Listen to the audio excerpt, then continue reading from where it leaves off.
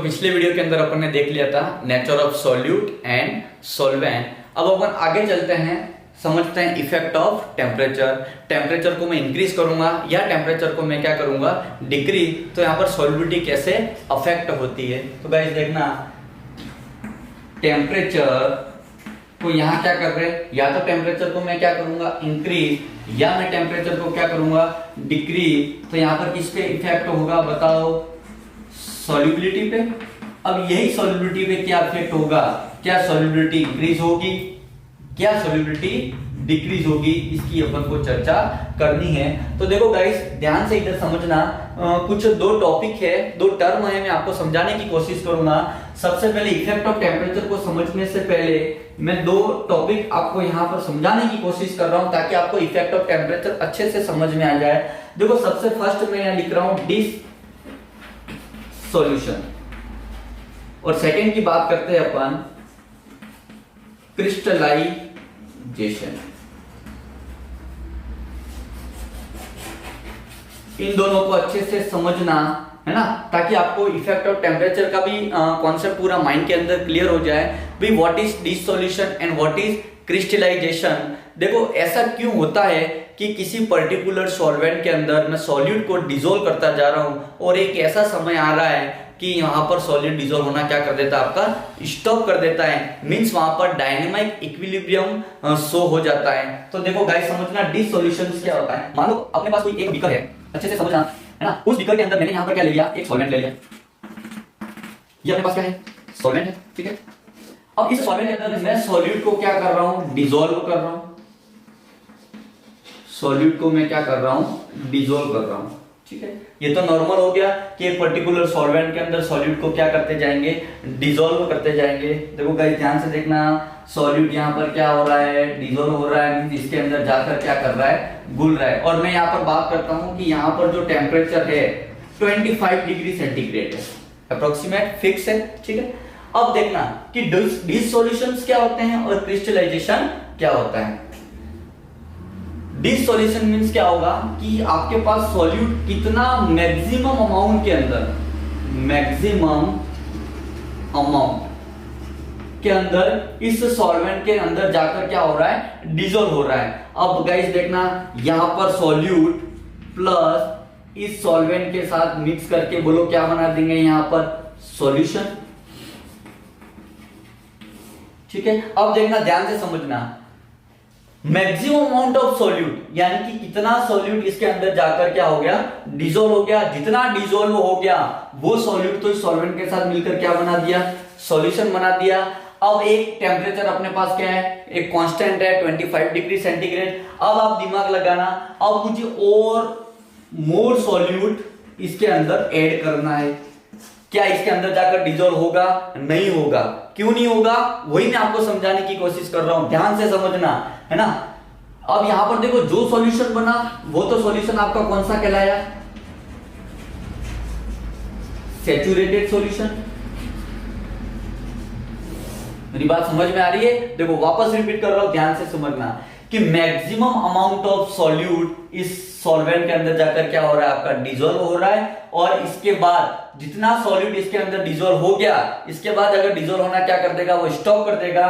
तब आपका जो सॉल्यूशन बन रहा है वो कौन सा बन रहा है, आपका सैचुरेटेड सॉल्यूशन। अब देखना ऐसा क्यों होता है। अब मान लो दूसरे सॉल्यूट तो यहां पर पड़े हुए इस सॉल्यूशन के अंदर जो डिसॉल्व नहीं है, जितने डिसॉल्व हुए उतने तो क्या हो गए, सॉल्यूट और सॉल्वेंट के साथ मिलकर क्या बना दिया, आपका सॉल्यूशन। यानी कि यहां पर जो आपका सॉल्यूशन जनरेट हुआ वो क्या कहलाया, सैचुरेटेड सॉल्यूशन।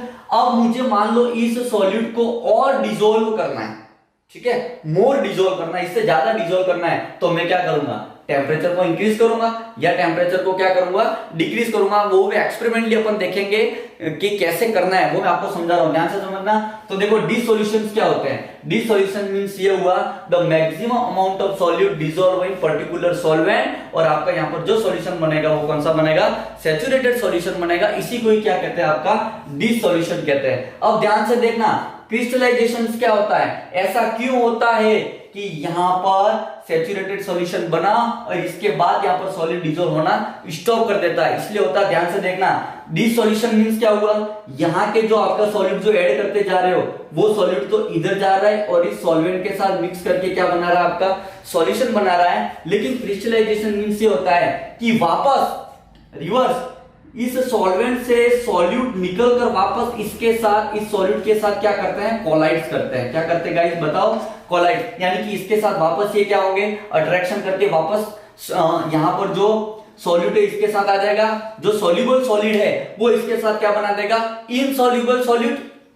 ठीक है, इसी को अपन क्या कहते हैं, क्रिस्टलाइजेशन। अब देखना यहां पर एक डायनामिक इक्विलिब्रियम शो होता है, जैसे मैं यहां लिख रहा हूं आपका इन soluble solid plus solvent और यहां पर क्या बन रहा है आपका सॉल्यूशन।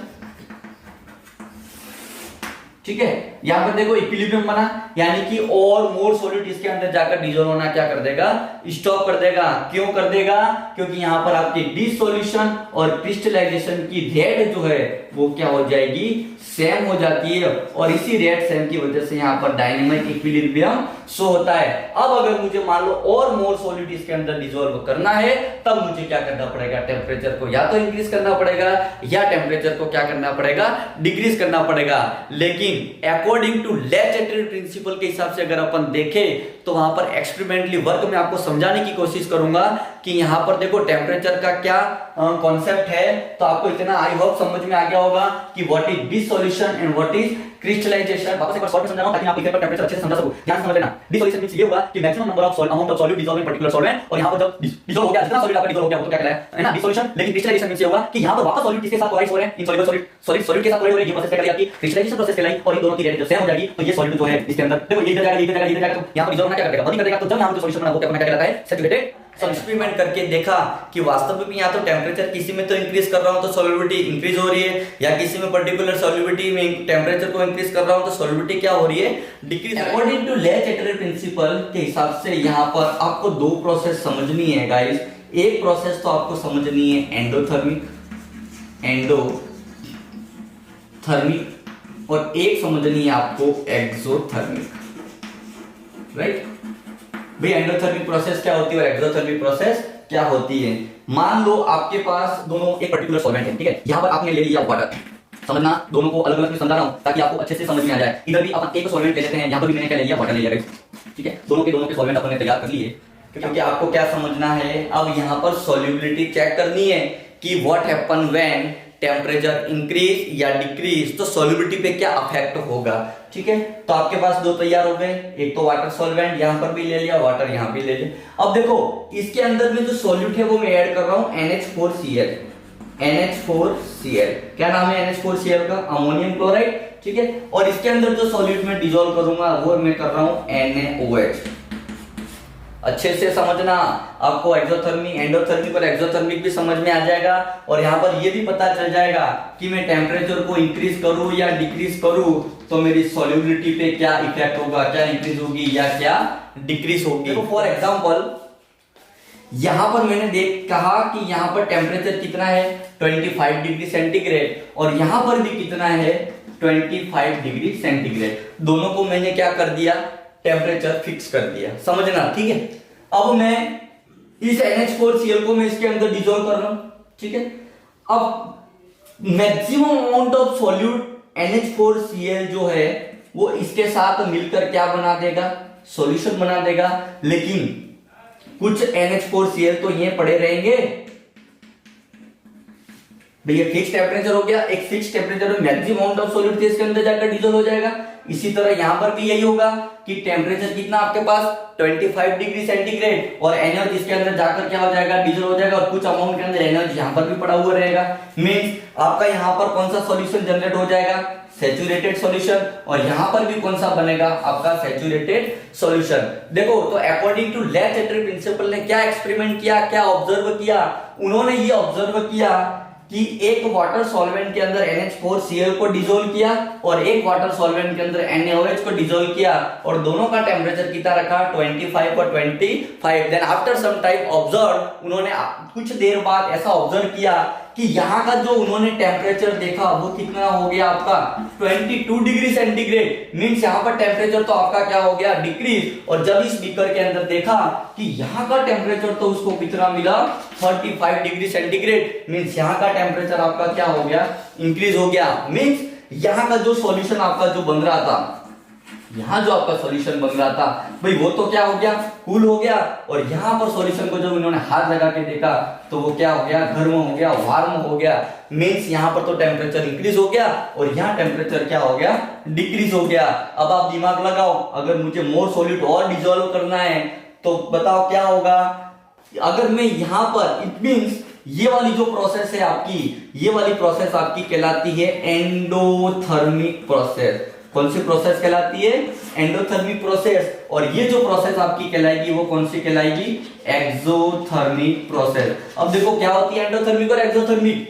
यहां पर सॉल्यूशन आपका क्या हो गया कूल हो गया।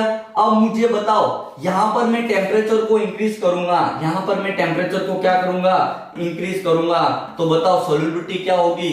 भाई सीधी सी बात है, यदि मैं टेम्परेचर को इंक्रीज करूंगा तो यहां पर सॉल्युबिलिटी भी क्या होगी अपनी इंक्रीज होगी। Means temperature is directly proportional to solubility in the process of endothermic. और एंडोथर्मिक प्रोसेस के अंदर हीट जो होती है आपकी वो क्या होती है एब्जॉर्ब। हीट को अपन क्या करेंगे यहाँ पर एब्जॉर्ब करेंगे, ठीक है ना। और यहाँ पर जो इसकी याद रखना कि डेल एच की वैल्यू जो है वो 0 से क्या होती है हाई होती है। मींस यहां पर तो ये समझ में आ गया। देखो ऐसा क्यों होता है कि टेम्परेचर को इंक्रीज करेंगे तो सॉल्युबिलिटी इंक्रीज होती है एंडोथर्मिक प्रोसेस के अंदर। ऐसा इसलिए होता है क्योंकि यहां पर जो आपका इनसॉल्युबल सॉल्यूट पड़ा हुआ है, इन सॉल्यूट और सॉल्यूट, राइट, इन सॉल्यूट और सॉल्यूट के बीच में भी बॉन्ड बन रहा है। तो यहां पर जब टेम्परेचर इंक्रीज करेंगे तो इनका जो force of attraction in solute के बीच में वो क्या होगा वीक होगा। और जब वीक होगा तो इसके अंदर जाकर डिसॉल्व होना क्या कर देंगे स्टार्ट। तो यहाँ पर टेम्परेचर जो होता है वो डायरेक्टली प्रोपोर्शनल टू किसके बीच में होता है सॉल्युबिलिटी। तो आपको ये याद रखना है कि एंडोथर्मिक प्रोसेस में हीट को क्या करते हैं अपन एब्जॉर्ब करते हैं। और यहाँ पर टेम्परेचर को अगर मैं इंक्रीज करता हूं तो गाइस सॉल्युबिलिटी भी मेरी क्या हो रही है इंक्रीज हो रही है। लेकिन देखना जस्ट ऑपोजिट, उन्होंने एक्सपेरिमेंट करके देखा कि एक वाटर सॉल्वेंट के अंदर जब NaOH डिसॉल्व किया तो यहाँ का टेम्परेचर क्या हो गया इंक्रीज हो गया। मींस इसने हीट को क्या किया रिलीज किया। हीट को क्या कर दिया, हीट को क्या किया उन्होंने रिलीज किया। मींस एक्सोथर्मिक यहाँ पर हीट को क्या करेगा वो रिलीज करेगा। और जब हीट को रिलीज करेगा मींस अगर मैं यहाँ पर अगर टेम्परेचर को मैं इंक्रीज करूंगा तो बताओ गाइस क्या होगा, यहाँ पर सॉल्युबिलिटी जो है वो आपकी क्या होगी डिक्रीज होगी। मींस एक्सोथर्मिक प्रोसेस के अंदर टेम्परेचर को इंक्रीज करेंगे तो सॉल्युबिलिटी आपकी क्या होगी और डिक्रीज होगी। आपको ये याद रखना है। तो दोनों कॉन्सेप्ट आपको समझ में आ गया होगा। देखो एक शॉर्ट में बता रहा हूं, दोनों को अच्छे से समझ लेना। एंडोथर्मिक प्रोसेस के अंदर क्या होगा हीट को एब्जॉर्ब करेगा, और जब हीट को एब्जॉर्ब करेगा तो टेम्परेचर को मैं इंक्रीज करूंगा तो सॉल्युबिलिटी क्या हो जाएगी इंक्रीज हो जाएगी। और एक्सोथर्मिक प्रोसेस के अंदर हीट को वो क्या करेगा रिलीज करेगा। जब हीट को रिलीज करेगा तो और टेम्परेचर को मैं इंक्रीज करूंगा तो और मेरी अपनी सॉल्युबिलिटी क्या हो जाएगी डिक्रीज हो जाएगी। तो आपको दो फॉर्मूले याद रखना है कि एंडोथर्मिक प्रोसेस के अंदर temperature is directly proportional to solubility and exothermic process के अंदर temperature inversely proportional to solubility. आपको अच्छे से समझ में आ गया होगा कि टेम्परेचर का यहाँ पर क्या रोल है। एक और चीज याद रखना, एक होता है आइसोथर्मिक। आइसोथर्मिक मींस ये होता है कि वहां पर कोई भी आपका टेम्परेचर चेंज होता नहीं है। मींस सॉल्वेंट के अंदर में कोई भी पर्टिकुलर सॉल्वेंट डाल, जैसे NaCl डाल देते हैं अपन। अब बताओ NaCl को अगर मैं वाटर के अंदर डालूंगा तो कोई सॉल्यूशन क्या कूल होगा क्या गर्म होगा नहीं होगा। मींस वो जो प्रोसेस वो कहलाती है आपकी क्या कहलाती है आइसोथर्मिक प्रोसेस कहलाती है। आई होप कि आपको अच्छे से समझ में आ गया effect of temperature. Thank you, have a nice day.